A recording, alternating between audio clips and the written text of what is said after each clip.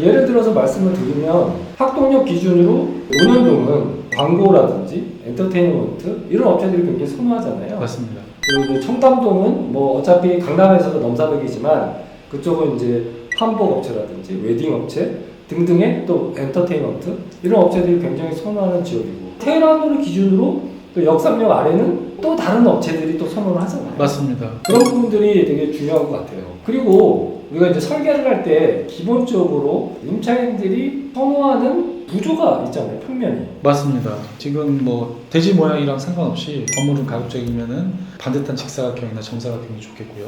그렇죠. 당연히 내부에는 이제 기둥이 없으면 좋습니다. 설계하시는 분들이 설계를 하려고 건축사분을 만나면 건축사분이 몰라서 그러는 게 아니고 내부에 기둥이 있는 경우들이 있어요. 그래서 뭐 주차장이라든지 밑에 1층부터 올라오는 기둥 때문에 어쩔 수 없이 그런 부분들이 있는데 그런 부분들을 최소화해야 되고 건물 외벽이 두꺼워져가지고 내부 면적을 손해보니 기둥이 한두 개 들어가야 된다라고 얘기하시는 분도 가끔 있으세요. 근데 건물 외벽이 두꺼워지더라도 기둥 모양이 어설픈 데 있으면 그 기둥 주변이 다 데드 스페이스가 되거든요. 그렇죠. 그렇기 때문에 기둥이 가급적이 없는 게 좋습니다.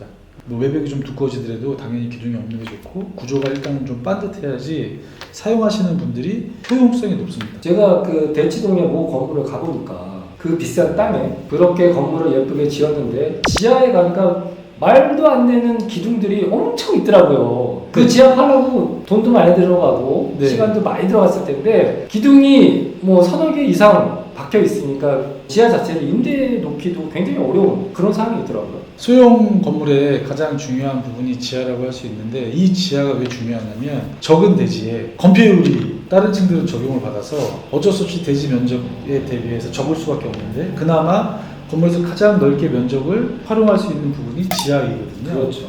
네, 그래서 지하의 활용도나 공간의 필요성에 따라서 건물 임대료를 또 많이 좌지우지합니다. 특히 강남은 그럴 수밖에 없잖아요. 네, 지가가 워낙 높으니까 맞습니다. 공사비를 들여서라도 지하를 2개층씩 또 팝니다. 그렇게 해서 2개층을 파는 이유는 당연히 용적률에도 적용이 안 되고 건폐율도 좀 더 넓게 팔 수 있는데 그러면 전체적인 이제 연면적이 넓어지잖아요. 그렇게 하는 이유는 임대료를 더 많이 받기 위해서. 맞습니다. 그러면 엑시트할 때 건물의 가치가 15억, 20억, 많게는 3, 40억 이상 업그레이드 시키기 위해서 그렇게 하는데 맞습니다. 그렇게 공사를 어렵게 공사를 하는데 그걸 나중에 임대 놓기가 어렵게 기둥을 막 박아놨어.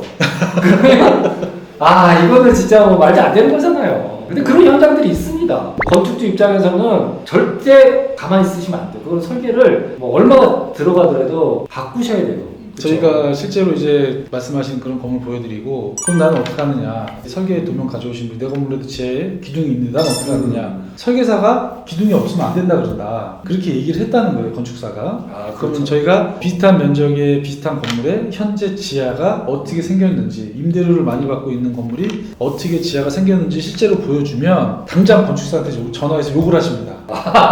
네, 저희가 이제 잘못된 사례도 보여드리지만 잘못된 사례 보여드리는 건 이렇게 하면 안 된다. 그래서 이제 지어진 건물에 임대가 되었거나 임대를 내놓은 건물을 보여드려요. 그러면 본인의 설계가 당장 바꿔야 된다라고 대부분 다 느끼고 가세요. 그래서 여기서 이제 근데 금액적인 거랑 시간적인 거를 더 투자를 하느냐, 조금 더 시간을 가져가지고 15억, 20억을 취할 수 있느냐 이런 고민들을 이제 조금 더 하시게 되는 거죠. 맞습니다. 예, 근데 거기서 이제 변화 없이 어쩔 수 없이 나는 지금 진행을 해야 된다 하고 해서 진행을 하시는 분도 계시고 아 나는 설계를 새로 해야 되겠다 아니면 설계 변경을 좀 대대적으로 해야 되겠다 해서 진행하시는 분들도 계십니다. 그러니까 3억 이상의 리스크를 해지하기 위해서는 일단 설계를 하기 전에 방법론적이 중요한 게 아니라 어떤 구조의 설계가 최상의 임차 구조 그리고 매매할 때 적용이 되는지 그 부분을 알고 설계를 시작을 해야 될 것 같아요. 그러려면 허 원장님이나 저희 빌딩 개발업 오셔가지고 상담을 통해서 그런 부분도 좀 가이드라인을 잡고 시작하시는 것도 좋을 것 같습니다.